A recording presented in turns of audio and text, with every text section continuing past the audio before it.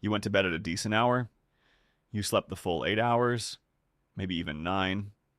No phone doom scroll at 2 a.m. No alarm interruption, nothing dramatic. And you woke up exhausted anyway. Not groggy for 10 minutes, tired. Bone deep tired.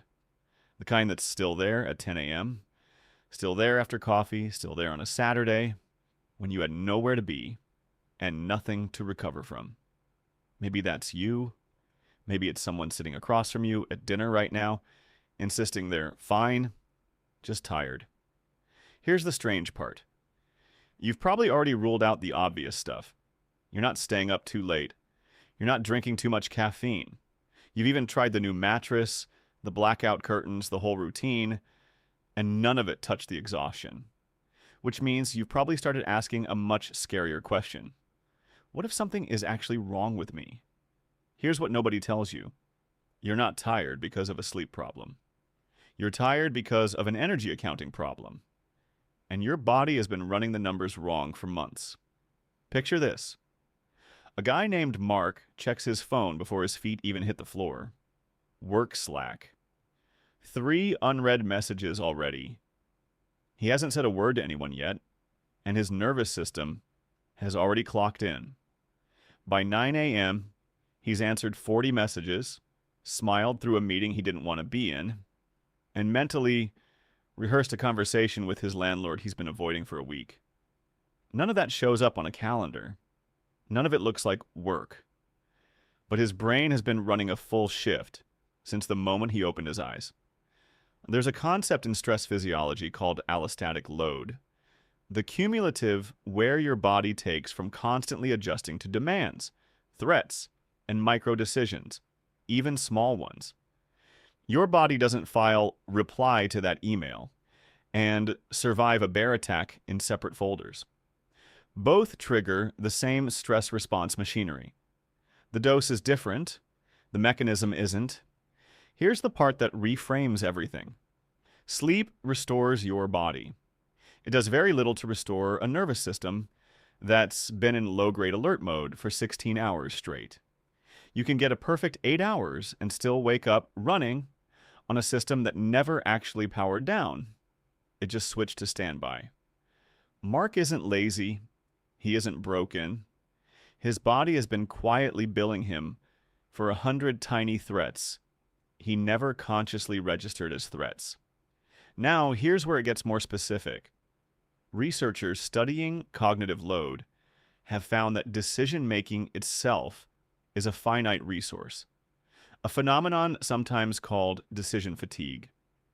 Every choice you make, from what to wear to how to phrase a text so it doesn't sound passive-aggressive, draws from the same limited tank. It doesn't matter if the decisions are big or small. The tank doesn't know the difference.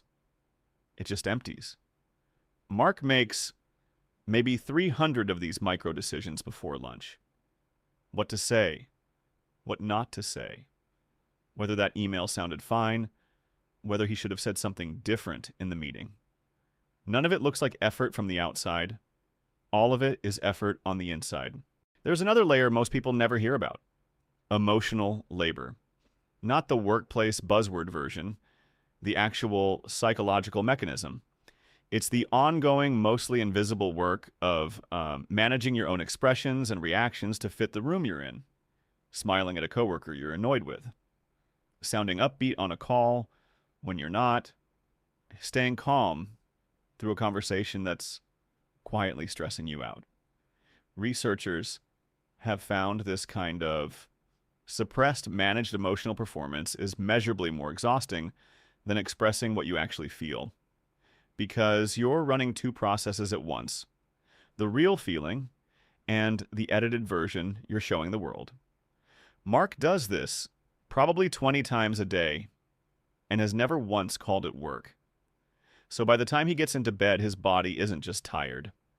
It's in a kind of debt, and 8 hours of sleep pays down exactly one part of that debt: physical recovery. It does almost nothing for the part that's actually draining him. The low hum of vigilance, the constant self-monitoring, the hundreds of unlogged micro decisions his brain has been quietly processing since sunrise. This is why just sleep more so often doesn't work.